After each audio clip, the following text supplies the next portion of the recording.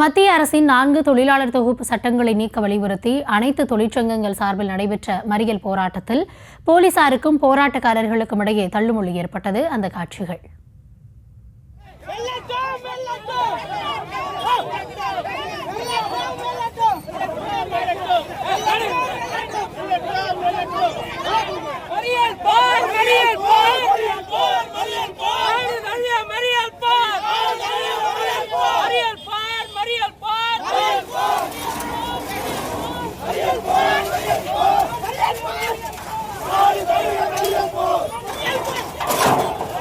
விவரங்களோடு செய்தியாளர் சகாதேவன் இணைந்திருக்கிறார். சகாதேவன், வணக்கம். முழு விவரங்களை வழங்கலாம்.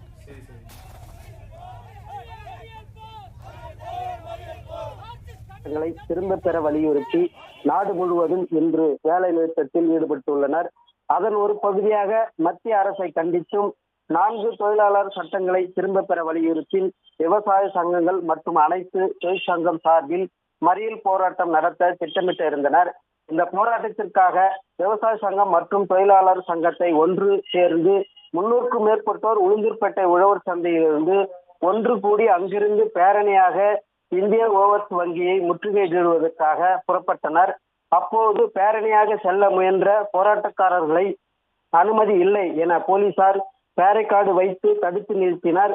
தடுத்து நிறுத்திய போராட்டக்காரர்கள் போலீசாருடன் கடும் வாக்குவாதத்தில் தள்ளுமுள் ஈடுபட்டதுடன் பேரைக்கார்டை சாலையில் குறுக்கே வைக்கப்பட்டிருந்த தூக்கி எறிந்து விட்டு தொடர்ந்து பேரணியாக சென்று விருத்தாசலம் செல்லக்கூடிய சாலையில் அமர்ந்து மறியல் போராட்டத்தில் ஈடுபட்டனர்.